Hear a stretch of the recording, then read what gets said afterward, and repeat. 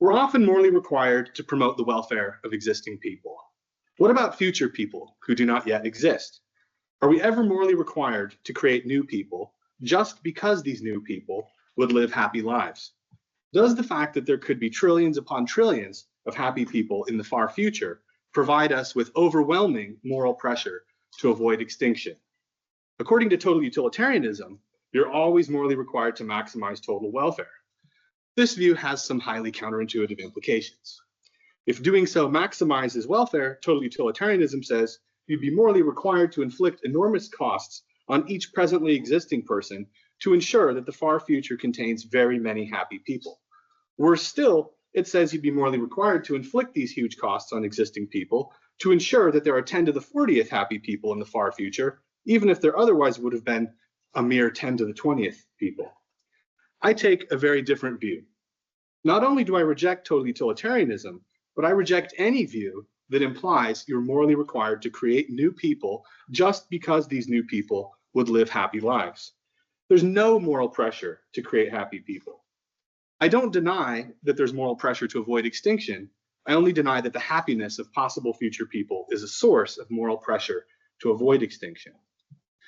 In this lecture, I'll defend the person-affecting view, according to which whether an act is morally permissible depends on the way it would affect particular people. The guiding question behind this view is something like this: would there be something to be said against your act from the point of view of any particular person? Now, if you fail to rescue a drowning stranger, there would be something to be said against your act from this very stranger's point of view. The same does not hold in the case of failing to create happy people. Consider Happy Eve. You can press a button that will, at no cost or benefit to anyone who exists independently, cause Eve to pop into existence. Her life would contain 60 years of happiness and no suffering. There's nothing to be said against not creating Eve from Eve's point of view. This is because if you fail to create Eve, she will never exist. So, according to the person-affecting view, the fact that the lives of possible future people would contain happiness does not generate a moral requirement to create them. Okay. But this does not mean that the person-affecting view simply ignores the welfare of merely possible people. That would be a mistake. To see this, consider miserable Zeke. You can press a button that will, at no cost or benefit to anyone who exists independently, cause Zeke to pop into existence. His life would contain 60 years of suffering and no happiness. Clearly, it's wrong to create Zeke. There is something to be said against creating Zeke from Zeke's point of view. After all, if you create him, he will have a miserable existence. So, according to the person-affecting view, the fact that the lives of possible future people would contain suffering does generate a moral requirement not to create them. The person-affecting view supports what's known as the procreation asymmetry, according to which there's no moral requirement to create happy people in virtue of their being happy, but there is a moral requirement not to create miserable people in virtue of their being miserable. Many find each half of the procreation asymmetry to be plausible, and the person-affecting view appears to provide a decent explanation. Now, one might object that the person-affecting view is itself appealing to an asymmetry of sorts. Roughly, the idea is that what makes an act wrong is that there would be something to be said against this act, and not merely that there would be something to be said in favor of an alternative to this act. But many find this asymmetry built into the person-affecting view quite a compelling way of thinking about moral wrongness. If there would be no complaint against my act, then it's morally permissible. If we buy into this idea, it looks like we can provide a decent explanation of the procreation asymmetry. However, Derek Parfit famously presented a major problem for the person-affecting view. It's known as the non-identity problem. To bring out the non-identity problem, consider an example concerning climate change. Consider the case carbon policy. We can carry on with business as usual or adopt a widespread policy of reducing carbon emissions. While this carbon policy would be slightly worse for each of the 8 billion of us alive now, it would result in a much higher level of welfare for the trillions of people who would exist 2 centuries from now. However, adopting the carbon policy would also make it the case that the trillions who would exist in 2 centuries are numerically different people than the trillions who would have existed if we had instead carried on with business as usual. Compared to the status quo, the adoption of the carbon policy would change the timings and manners of conceptions, changing who would exist in the future. These effects would then snowball, so that no one who would exist in 2 centuries if we carry on with business as usual would exist in 2 centuries if we adopt the carbon policy. It seems clear that we're morally required to adopt the carbon policy, and it seems clear that we're morally required to do so because this would result in a much higher quality of life for future people. The person-affecting view struggles to capture this intuition. Would there be anything to be said against carrying on with business as usual from the point of view of any particular person? Well, the description of the case stipulates that carrying on with business as usual will be much better for each of us alive now, so it looks like there'd be nothing to be said against doing so from the point of view of any one of us. What about the people who would exist in 2 centuries? Well, their lives, if their lives were miserable, so that they were overall worth not living, then there would be something to be said against carrying on with business as usual from the points of view of these future people. But we can suppose that this is not the case. We can suppose that the future people who'd exist if we carried on with business as usual would have overall happy lives. Still, it seems we'd be morally required to adopt the carbon policy on the grounds that this would result in a much higher quality of life for future people. It appears that the person-affecting view cannot capture this intuition. It looks like there'd be nothing to be said against business as usual from the point of view of any one of the future persons who'd exist if we went with business as usual. After all, if we had instead adopted carbon policy, these people would never exist. Okay, so in this lecture, I will present and explore a new version of the person-affecting view, according to which we're under moral pressure to ensure that the quality of life of future people is higher rather than lower, insofar as this involves reducing future suffering. Insofar as adopting the carbon policy involves reducing future suffering, as it would appear to do, my version of the person-affecting view can solve the non-identity problem. It can explain why we're morally required to adopt the carbon policy rather than carry on with business as usual. I'll argue that my version of the person-affecting view solves the non-identity problem, retains the procreation asymmetry, and avoids implausible forms of anti-natalism. My view has important practical implications. It implies that the moral pressure to avoid extinction is much weaker than many, such as total utilitarians, believe. It implies that there is strong moral pressure to do what's better for future generations by fighting climate change, and as we'll see, it implies that there is less moral pressure to prioritize longevity in global health than we might have originally thought. So quite a bit of background is needed before I can properly state my version of the person-affecting view, so please bear with me. Some terminological points first. I'll take happiness to refer to positive welfare, well-being, or whatever serves to make a life worth living, whether it's pleasure, desire, satisfaction, achievement, friendship, or some combination of these things. For simplicity, I'll often illustrate welfare levels in terms of years of happiness, but I don't need to assume that welfare components are fully additive or anything like this. Similarly, I'll take suffering to refer to negative welfare, ill-being, or whatever serves to make a life worth not living. I take a happy life to be one that's overall worth living, containing an overall positive balance of welfare components, and a miserable life to be one that's overall worth not living. Much of population ethics is concerned with axiology. That is, it's concerned with ranking possible outcomes according to their intrinsic value, compared to possible outcomes. Outcome 1, in which there are a billion happy people, each at welfare level 100. And outcome 2, in which there are 2 billion different happy people, each at welfare level 200. Is outcome 2 better than outcome 1? Well, many will say that it is. After all, the total and average welfare of 2 is greater than that of 1. However, not everyone agrees. Some have defended the person-affecting view as an axiological view. According to a strong axiological person-affecting view, one possible outcome is better than another only if it's better for particular people. Since no one who exists in 2 also exists in 1, 2 is not better for any particular person than 1. So according to this axiological person-affecting view, 2 is not better than 1. I will not be defending an axiological person-affecting view. Instead, I'll be defending the person-affecting view as a deontic view. It's concerned with the deontic status of acts, that is, whether these acts are morally wrong, permissible, or required. I take it that an act is permissible if and only if it's not wrong, and that an act is required if and only if it's wrong not to do it. The person-affecting view I defend says that the moral permissibility of an act depends on whether there would be something to be said against your against your act from the point of view of any particular person. It does not imply that 2 is not better than 1. it simply makes no comment on the intrinsic value of outcomes. What's more, in this lecture, I'll be assuming thoroughgoing non-consequentialism, according to which there's no moral pressure to promote intrinsic value per se. The fact that an act would make the world a better place does not itself ground a moral requirement to perform this act.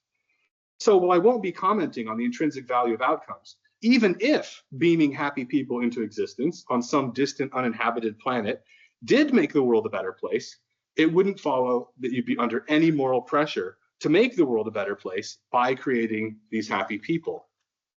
Now, it may at first seem shocking to suggest we're under no moral pressure to make the world a better place. Surely, you're morally required to rescue a drowning child if the only cost were muddied shoes, and presumably rescuing the child would make the world a better place. Well, I claim you are required to save the child, but not because doing so would make the world a better place. Your requirement to save the child is instead grounded in the fact that there is something to be said from this child's point of view against letting them die. My primary focus is the permissibility of acts. I'll make use of a framework of reasons that determine the permissibility of acts. The first key feature of this framework is the distinction between morally requiring reasons and morally permitting reasons. A morally requiring reason to perform an act serves to make this act morally required. Absent countervailing considerations, it's wrong not to do this act. Morally requiring reasons can conflict. For example, there's a morally requiring reason not to shove me onto the ground. There's a stronger morally requiring reason to save a stranger's life. If shoving me onto the ground is the only way to save a stranger's life, then there's an overall morally requiring reason to shove me rather than not. By contrast, a morally permitting reason to do an act serves to make this act morally permissible without serving to make it morally required. It has morally permitting strength, which serves to defeat the wrong-makingness supplied by countervailing morally requiring reasons. A morally permitting reason to do an act is still, I claim, a reason in that it counts in favor of doing the act. Summing up, permitting reasons serve to permit and they favor, but they don't serve to require. In my book, The Rules of Rescue, I use the framework of requiring reasons and permitting reasons to explain the permissibility of failing to help strangers at great cost to yourself. To compare two cases. In costless rescue, you can, at no cost to yourself, prevent a stranger from being crushed to death by a boulder. By effortlessly pressing a button, you can raise a wall, stopping the boulder before it reaches the stranger. Compare this with costly rescue. You can, at great cost to yourself, prevent a stranger from being crushed to death. You can save the stranger only if you place your legs in the boulder's path, which would result in the loss of your legs. I take it that in both cases, there's a morally requiring reason to save the stranger's life. In costless rescue, there are no other considerations in play. There's an overall requiring reason to save the stranger's life and no permitting reason not to. You're therefore morally required to save the stranger's life. In costly rescue, there's more at stake than the stranger's life. Your legs are also at stake. Still, I take it that there's an overall requiring reason to save the stranger rather than refrain. Crucially, however, there is a morally permitting reason not to sacrifice your legs, and it's plausible that it's sufficiently strong even in the face of the strong overall requiring reason to save the stranger's life. You're therefore permitted not to save the stranger, but you're also not required not to save the stranger. Each act, saving and not saving, is morally permissible. Now, if the cost of saving the stranger were quite small, like the muddying of your shoes, then the morally permitting reason to avoid incurring this cost would be insufficiently strong next to the overall requiring reason to save the stranger's life. The weak permitting reason not to muddy your shoes would still serve to defeat the wrong-makingness supplied by the overall requiring reason to save the stranger, but it would not actually succeed in defeating it. When the cost of helping is relevantly small, it's wrong not to help. The second key feature of my framework of reasons is a principle that links reasons with wrongness, called the reasons-wrongness link. It says it's wrong to do an act A if and only if there is an overall morally requiring reason to do an alternative B instead, and insufficient permitting strength supporting this act A over the alternative B. The reasons-wrongness link is in this way a tournament-style choice rule. It tells us to look at each alternative and see how it stands up in pairwise fashion against each of the other alternatives. An alternative A is defeated by an alternative B if there's an overall morally requiring reason to do B instead of A and no sufficient permitting strength supporting A over B. If an alternative is defeated by any other alternative, then it's wrong. It loses the tournament. This is true even if this defeated alternative is undefeated by many other alternatives. To see how this works, consider a case called costly conflict. Innocent strangers Albert, Betty, and Carol face a deadly threat. You can do nothing, in which case they'll all die, or you can save Albert's life at great cost to yourself, or you can save Betty and Carol at the same great cost to yourself. So I've elsewhere argued that while the alternative of saving Albert isn't defeated by the alternative of doing nothing, it is defeated by the alternative of saving Betty and Carol. There's an overall requiring reason to save Betty and Carol rather than Albert, and no sufficiently strong permitting reason to save Albert rather than Betty and Carol. By the reasons wrongness link, it's wrong to save Albert. Okay, so this is all just meant to get you familiar with the framework of requiring reasons, permitting reasons, and the reasons wrongness link. I'll now put this framework to use in population ethics. So I've already given a loose articulation of the person-affecting view. I'll now begin to offer a more precise interpretation of the person-affecting view. So here's a start. Person-affecting view. There is a requiring reason to do an act A if and only if there would be something to be said against not A from some particular individual's point of view. To better understand this view, it's useful to consider an example. And note, this is the first example that appears on the handout. So happy Amy. You can press a button that will, at no cost or benefit to anyone who exists independently, cause Amy to pop into existence. Her life would contain 60 years of happiness and 6 months of suffering. We can suppose that overall her life is worth living. The green rectangle represents Amy's level of happiness and the red rectangle her level of suffering. What does the person-affecting view say about this case? It implies there's no requiring reason to create Amy. As we've already seen, there'd be nothing to be said against not creating Amy from Amy's point of view. The more interesting question is whether the person-affecting view implies there's a requiring reason not to create Amy. Whether the person-affecting view implies there's a requiring reason not to create Amy depends on whether we interpret the something to be said against in the person-affecting view as being overall or pro tanto. Since her life would be overall worth living, Amy would not have an overall complaint against being created. By contrast, while Zane's life would contain some happiness, his life would be overall worth not living. He would have an overall complaint against being created. Now, crucially, while Amy wouldn't have an overall complaint, she would have a pro tanto complaint against being created. She would have a pro tanto complaint based on the suffering her life would contain. Should the person-affecting view be sensitive to overall complaints or to pro tanto complaints? I suggest it should be sensitive to both. I suggest that when someone has an overall complaint against not A, this grounds a requiring reason to do act A. When someone who lacks an overall complaint against not A nonetheless has a pro tanto complaint against not A, this pro tanto complaint grounds a requiring reason to do act A. But it's important that the view avoid double counting. So once a pro tanto complaint plays a role in grounding an overall complaint-based requiring reason to do A rather than B, that's not a typo, this pro tanto complaint cannot go on to ground a requiring reason to do A rather than B, or to do B rather than A. So putting together what I've said so far, my version of the person-affecting view implies the following 3 claims about requiring reasons. Claim 1, there's a requiring reason not to bring about miserable lives insofar as they are overall miserable. The strength of this requiring reason, I take it, is an increasing function of the magnitude of this overall negative welfare level. Claim 2, there's a requiring reason not to bring about happy lives insofar as they contain suffering. And the strength of this requiring reason is an increasing function of the magnitude of this suffering. And claim 3, there's no requiring reason to bring about lives insofar as they contain happiness. According to claims 2 and 3, there is a requiring reason not to create Amy and no requiring reason to create her. More generally, these claims imply that if X's life would contain any suffering, there's a requiring reason not to create X, but no requiring reason to create X, no matter how much happiness X's life would contain. It would appear that claims 2 and 3 together imply same life anti-natalism, according to which when your only 2 alternatives are to create X or create no one, it's wrong to create X just in case X's life contains any suffering, even if X's life is overall well worth living.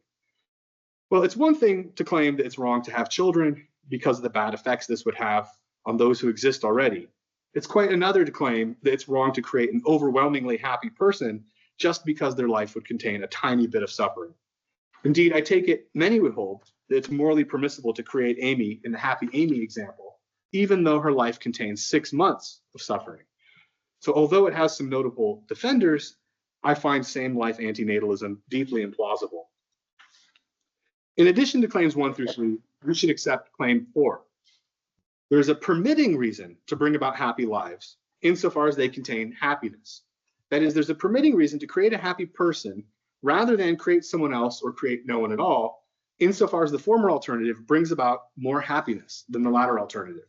And the strength of this permitting reason is an increasing function of the magnitude of the difference in happiness. Claim 4 is implied by the person-affecting view, suitably interpreted. After all, if you create a happy person, there would be something to be said in favor of your act from this particular person's point of view. And there'd be more to be said in favor of your act from their point of view, the more happiness their life would contain. Permitting reasons to create people insofar as their lives contain happiness have a favoring role and a permitting role. The happiness of these new people favors the act. But notice that while it's nice to promote happiness in this way, there's nothing criticizable or mean about not doing so. At the same time, the fact that an act creates people whose lives contain happiness can answer criticisms of that act. It can make the act permissible even when it's opposed by significant requiring reasons. When we combine claims 1 through 3 with claim 4, we avoid same-life antinatalism. While the 6 months of suffering in Amy's life provides a requiring reason to create, it's plausible that the 60 years of happiness in her life provides a sufficiently strong permitting reason to create her. That is, the happiness provides a strong enough permitting reason to make it permissible to create her, even though there's a significant requiring reason not to create her. Now, if you disagree that 60 years of happiness is enough to make it morally permissible to justify 6 months of suffering, you can change the example by increasing the happiness or decreasing the suffering in Amy's life. However, it's important to note that the stricter you are about these proportions, the closer you're going to come to same-life antinatalism. Now consider another kind of case, happy and miserable. You can press a button that will cause 2 people to pop into existence, Albert and Zara. While Albert's life would contain 60 years of happiness and no suffering, Zara's life would contain 6 months of suffering and no happiness. Many of us will find it wrong to press this button, even if we think it's permissible to create Amy in the Happy Amy case. Some might hold that while Amy's happiness justifies Amy's suffering, Albert's happiness does nothing to justify Zara's suffering. Some might wish to impose a same-life restriction on claim 4. However, a same-life restricted 4, together with claims 1 through 3, will imply different lives antinatalism, according to which when your only 2 alternatives are to create the A people and Z, or create no one, it's wrong to create the A people and Z if Z's life is overall barely miserable, even if there are many A people whose lives are overall well worth living. This form of antinatalism is not as implausible as same-life antinatalism, but it still seems implausibly extreme. Suppose you could, with the push of a button, cause billions of very happy A people to pop into existence on some distant uninhabited planet, with the necessary side effect of bringing into existence only marginally miserable Z person. In this case, it seems to me permissible to press the button. Different lives antinatalism is more plausible than same-life antinatalism. The separateness of persons matters. If creating Amy with some suffering in her life is a necessary side effect of creating some amount of happiness, this fact provides a permitting reason to create her. But the permitting reason to create Amy is stronger when this happiness is realized in Amy's life than when it's realized in the lives of others. Still, even though that's the case, we should still reject an absolute same-life restriction on claim 4. Now suppose Zeke's life would be filled with 60 years of suffering and no happiness. Could the fact that creating him is a necessary side effect of creating billions of very happy people provide a sufficiently strong permitting reason to create him? Though it's more controversial, I suspect the answer is actually yes. This seems to me like a one versus many case. If you create miserable Zeke and the billions of very happy people, there'd be much to be said in favor of your act, taking account of the points of view of many happy individuals. I suspect this would be enough to justify what there is to be said against your act from Zeke's point of view. It seems that the points of view of separate people in this way at least partially aggregate. However, it's not intuitively plausible that they fully aggregate. Intuitively, it's not permissible to create miserable Zeke as a necessary side effect of creating only marginally happy people, no matter how numerous. Okay, so to recap, the person-affecting view I've been developing includes 4 key claims. 1, there's a requiring reason not to bring about miserable lives insofar as they're overall miserable. 2, there's a requiring reason not to bring about happy lives insofar as they contain suffering. 3, there's no requiring reason to bring about lives insofar as they contain happiness. And 4, there's a permitting reason to bring about happy lives insofar as they contain happiness. These 4 claims are motivated by foundational and unified person-affecting ideas, and they deliver plausible implications in a range of cases. So I'd like to very briefly flag that my person-affecting view is importantly different from some views in existing literature. For example, Thomas's view doesn't include claim 2, Harman's and Gardner's views don't appeal to the distinction between requiring and permitting, and Aaron's view doesn't include requiring reasons based on overall complaints as separate from those based on pro tanto complaints, and also I don't appeal to an unfulfilled potential view. So we could talk about those differences more in the Q&A. Due to these differences, my view has importantly different implications than these existing views in several crucial cases, some of which we'll come to soon. While claims 1 through 4 will do most of the relevant work in this lecture, they are not sufficient. To see this, consider same life improvement. You can create no one, or create Amy with 40 years of happiness and no suffering, or create Amy with 60 years of happiness and no suffering. It seems wrong to create Amy with 40 years of happiness, but claims 1 through 4 imply it's permissible to create Amy with either amount of happiness. In addition to 1 through 4, we should accept claim 5, according to which there's a requiring reason to create a happy person with more happiness rather than create this same person with less happiness. Claim 5 is not an ad hoc addition. It follows from the person-affecting view, according to which there is a requiring reason to do act A if and only if there would be something to be said against not A from some particular individual's point of view. From Amy's point of view, there would be something to be said against creating her with 40 years of happiness rather than creating her with 60 years of happiness. You would have made her worse off than you could have done. Given that there are no other requiring reasons in play, there is an overall requiring reason to create Amy with 60 rather than create her with 40. Moreover, there is no permitting reason to create Amy with 40 rather than create her with 60. So given the reasons wrong in this link, it's wrong to create Amy with 40 years of happiness. Provided that it includes claim 5, the person-affecting view has the plausible implication that it's wrong to create Amy with 40 years of happiness. Derek Parfit identified 2 major problems for person-affecting views. One is, of course, the non-identity problem, and that's my focus today. The other is what I'll call the cycling problem. It's brought out by cases like this, which Parfit presented to Larry Temkin in the early 1980s, if not earlier than that. I won't work through this example now.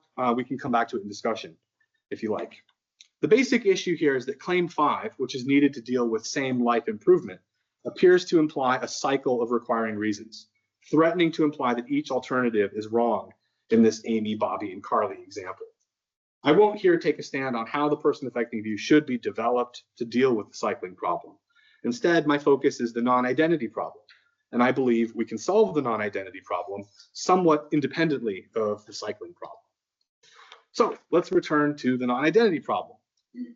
In much of the literature on population ethics, the non-identity problem is discussed in terms of overall welfare levels, as done in this case. Overall welfare non-identity.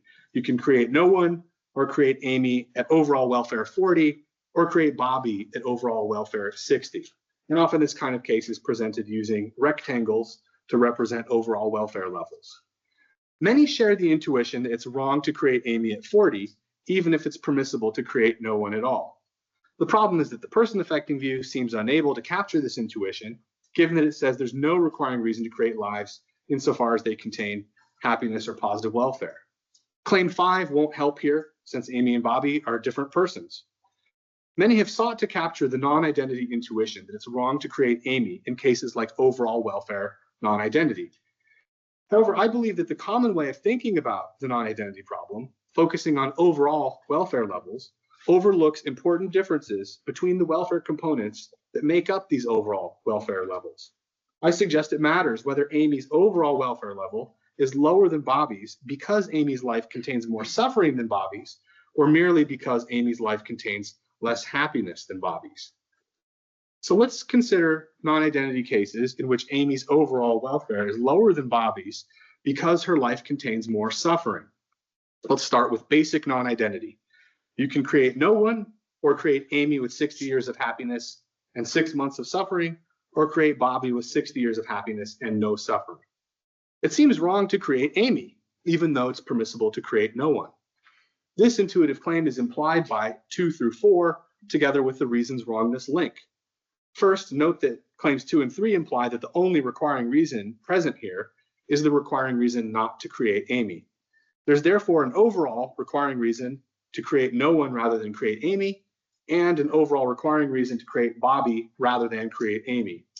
According to the reasons wrongness link, it's permissible to create Amy, in this case, only if there is a sufficiently strong permitting reason to create Amy rather than create Bobby. But crucially, there is no such permitting reason. According to claim 4, there's a permitting reason to create a happy person rather than create someone else or no one at all, insofar as the former alternative brings about more happiness than the latter alternative. Since Amy's life would contain no more happiness than Bobby's, claim 4 would supply no permitting reason to create Amy rather than Bobby. This is how the person affecting view solves the non-identity problem for cases in which Amy's overall welfare is lower than Bobby's because her life contains more suffering. The key to this solution is claim 2, which, recall, is supported by the thought that an individual's pro tanto complaints against being created can generate requiring reasons not to create them, even when they lack overall complaints against being created. While I accept a person affecting view, I reject the kind of person affecting view according to which an act is wrong only if it wrongs someone in particular. My solution to the non-identity problem does not imply that creating Amy in basic non-identity wrongs her. Creating Amy is wrong, but it doesn't wrong her.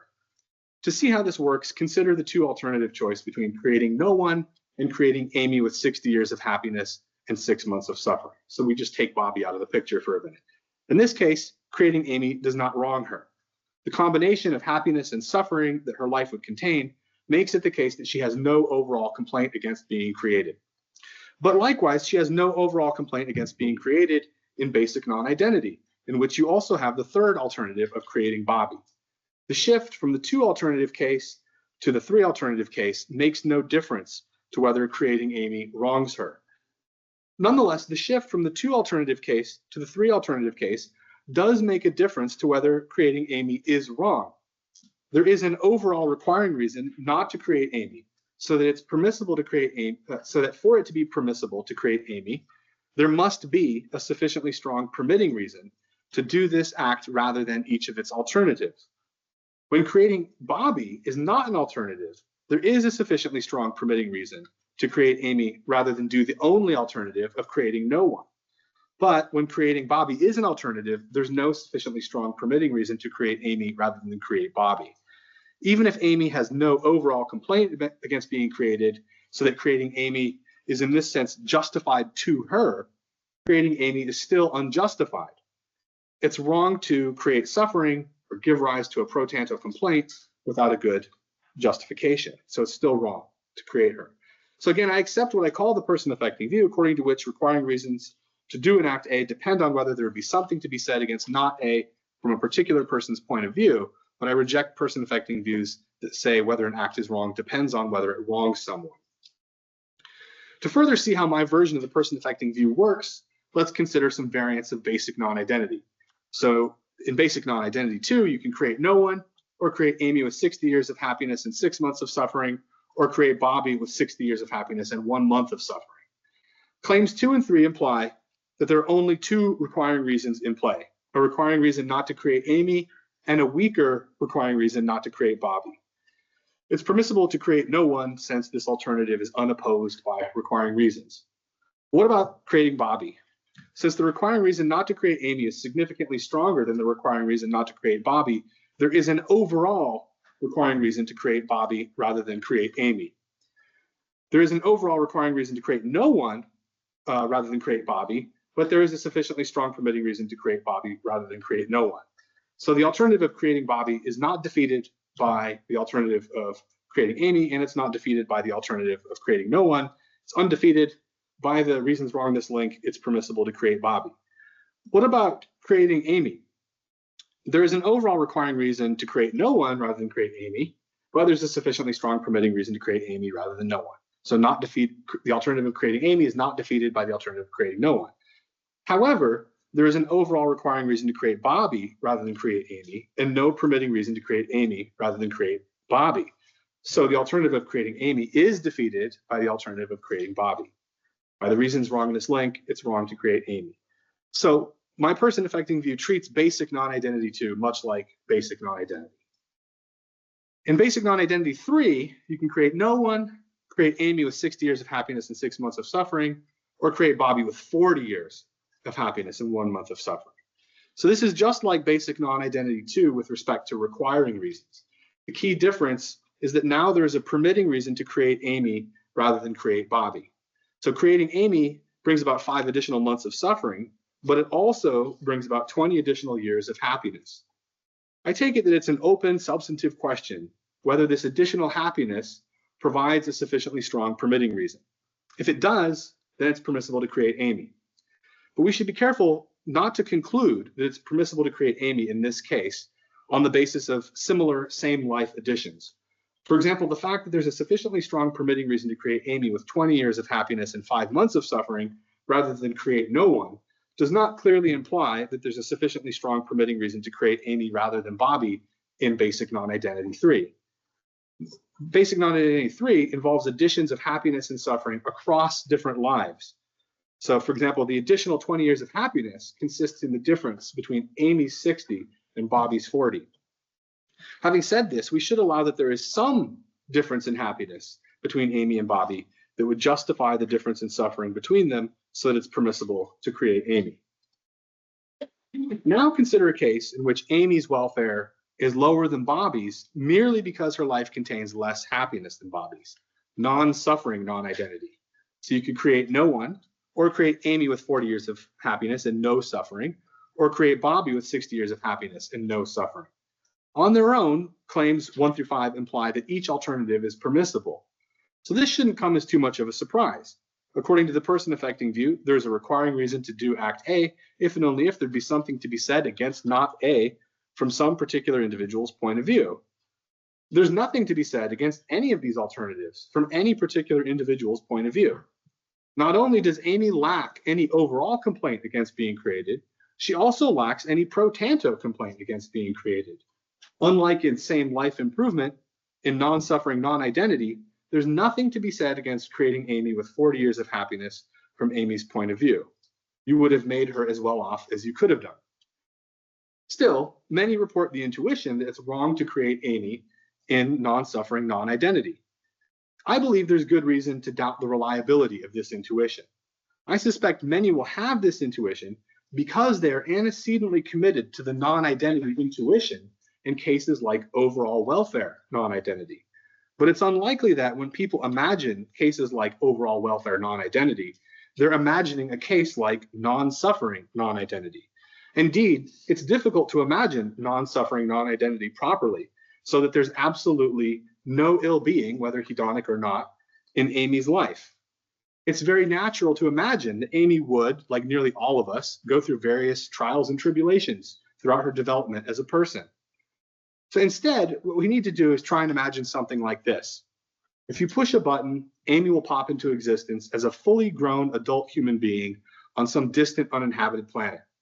Amy will take pleasure in food, natural beauty, and contemplating physics and mathematics. She'll never encounter anything painful in her environment. Her psychology is unusual in that she'll never feel down, not even mildly bored. Amy will be perfectly content with her relatively short lifespan. I suggest that if we imagine non-suffering non-identity properly, so that it's sufficiently clear Amy wouldn't have even a pro tanto complaint against being created, many of us will lose the intuition that it's wrong to create her.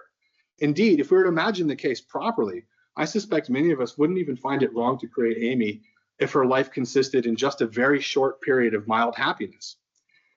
When I reflect on non-suffering non-identity, along with the elegance and power of the person-affecting view as I've interpreted it, I find it plausible that it's permissible to create either person. If you disagree and wish to cancel the claim that it's wrong to create Amy, then you'll have to go beyond the simple person-affecting view. You'll have to posit some independent source of normativity. This will involve a loss of theoretical unity. It's been suggested that we can square the claim that it's wrong to create Amy in non-suffering non-identity with the person-affecting view. While I cannot decisively show this here, this just strikes me as impossible. Attempts to do this end up blurring the distinction between non-identity cases like non-suffering non-identity and cases like same life improvement. In non-suffering non-identity, we might be tempted to think there's something to be said against creating Amy from the point of view of the people you could create. If you created Amy, this would be worse for the collection of Amy and Bobby than if you created Bobby. But the collection of Amy and Bobby is not a particular individual. What makes it wrong to create Amy with 40 years of happiness in same life improvement is that there would be something to be said against this act from a particular individual's point of view. That simply fails to hold in non-suffering non-identity. For similar reasons, I'm skeptical of Johann Frick's recent attempt to square the procreation asymmetry with the non-identity intuition. I could say more about that in the discussion. I've just argued that it's difficult to imagine non-suffering non-identity properly, given the difficulty of intuitively taking on board the stipulation that there's absolutely no ill-being, whether hedonic or not, in Amy's life. These remarks don't apply to the following case: equal suffering non-identity. You can create no one, create Amy with 40 years of happiness and 6 months of suffering, or create Bobby with 60 years of happiness and 6 months of suffering. In this case, we don't have to imagine that Amy's life contains absolutely no ill-being. Instead, we only have to imagine that the difference in welfare between Amy and Bobby is entirely a matter of difference in happiness. And perhaps that's something we can imagine. Yet again, on the person-affecting view, it's permissible to create Amy. There's no overall requiring reason to create Bobby rather than Amy. And while there's an overall requiring reason to create no one rather than create Amy, there's a sufficiently strong permitting reason to create Amy rather than create no one. The fact that Bobby's life would contain more happiness than Amy's doesn't provide a requiring reason to create Bobby rather than Amy. Still, many will report the intuition that it's wrong to create Amy in equal suffering non-identity. Now, I believe this intuition can be partly accommodated. Given the suffering in the lives of Amy and Bobby, it seems that there's a risk that they would have lives worth not living, so that they'd have overall complaints against being created. The more happiness a life contains, though, the lower the risk that it's worth not living. So it seems Bobby would be at lower risk of having a life worth not living than Amy would be.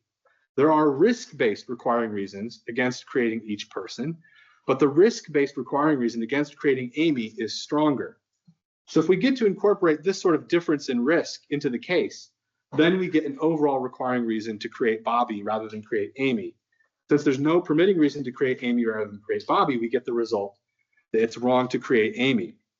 However, if Amy is at no greater risk than Bobby of having a life worth not living, then it's permissible to create Amy. Since it may be difficult to imagine that this is the case, I suggest we should be careful with our intuitions here. And it strikes me as telling that intuitions tend to shift in the following variant of the case. So I know a lot of my diagrams are not to scale. This one is especially not to scale. Equal suffering non-identity 2. You can create no one or create Amy with 4,000 years of happiness and 6 months of suffering, or create Bobby with 6,000 years of happiness and 6 months of suffering. In this sort of case, I expect more people will find it intuitive that it's permissible to create either person. And this is what my explanation suggests.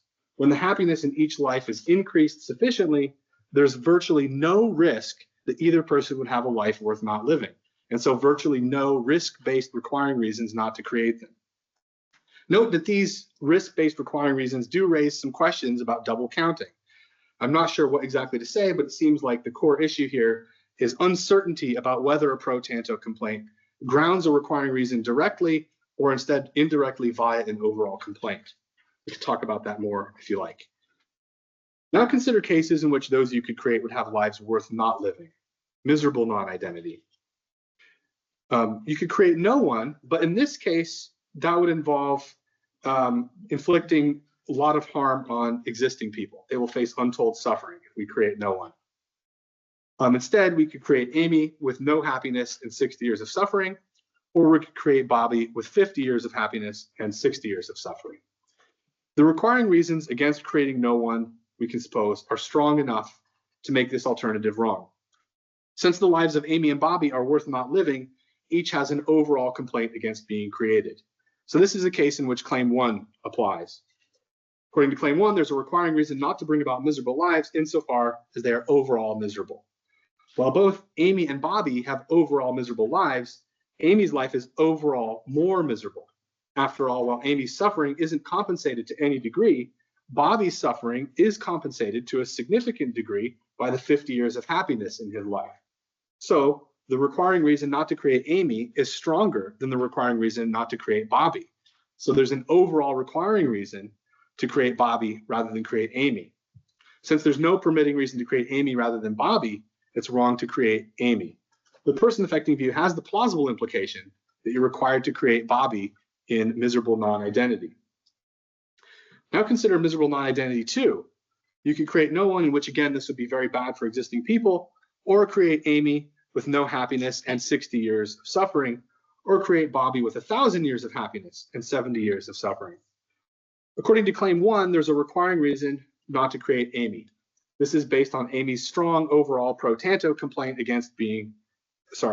Amy's strong overall complaint against being created. By contrast, insofar as Bobby's suffering is fully compensated, so that, for example, he has a life worth living, he has no overall complaint against being created. Therefore, Claim 1 does not imply a requiring reason against creating Bobby. Putting these facts about overall complaint-based requiring reasons together, there is an overall complaint-based requiring reason to create Bobby rather than create Amy. Moreover, notice by the no double counting rule mentioned earlier, Bobby's pro tanto complaint against being created would not ground a requiring reason to create Amy rather than Bobby. Bobby's pro tanto complaint already played a role in grounding the overall complaint-based requiring reason to create Bobby rather than create Amy. In sum, there's an overall requiring reason to create Bobby rather than create Amy, even though Bobby's life contains more suffering than Amy's. Since there's no permitting reason to create Amy rather than Bobby, it's wrong to create Amy. Okay, now this is the sort of case that's really been keeping me up at night. In this sort of case, some pro tanto complaints don't play a double role, and so plausibly do generate requiring reasons that would weigh against requiring reasons based on overall complaints. I don't yet have a fully worked out view of how to navigate these sorts of cases, but I have some thoughts and I'd be glad to discuss this in the Q&A. I've supposed that in cases like basic non-identity, the alternatives under consideration do not affect independently existing individuals for the better or worse. We can imagine variants of these cases in which creating Amy is slightly better for an independently existing person than creating Bobby. This would generate a weak requiring reason to create Amy rather than Bobby. But it's plausible that there would remain an overall requiring reason to create Bobby rather than Amy, given that Amy's 6 months of suffering would outweigh the loss of a small benefit for one existing person. So it's plausible that it'd still be wrong to create Amy. But what if there's more at stake for independently existing people? Things will become less obvious the larger the benefit to existing people of creating Amy rather than Bobby.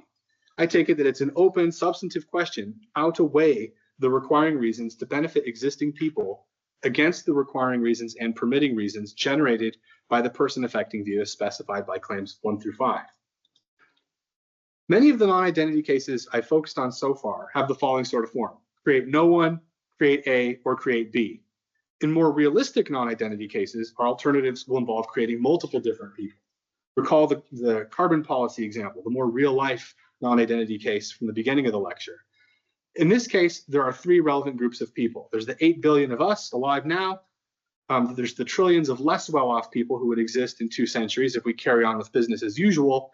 And there's the trillions of better off people who will exist in 2 centuries if we adopt the carbon policy. How my person-affecting view applies to this sort of case will depend on the details, in particular on whether the less well-off people would have lower welfare than the better-off people, in part because there would be more suffering or ill-being in their lives than in the lives of the better-off people. And it seems likely that in real-life versions of carbon policy, these less well-off people would indeed have lower welfare due to having more suffering or ill-being more generally in their lives. If carbon policy is relevantly like a scaled-up version of basic non-identity or basic non-identity 2, then my view will straightforwardly imply that it's wrong to carry on with business as usual. But in further versions of carbon policy, the less well-off people and the better-off future people and the better-off future people will make up groups of very different sizes with very different welfare profiles.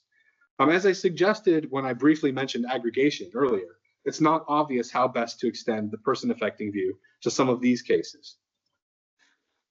Choices between large-scale policies and global health affect the quality of life of future people. Our choice of policy will almost certainly be identity affecting in the way it is in carbon policy. Consider the following non-identity case: future death.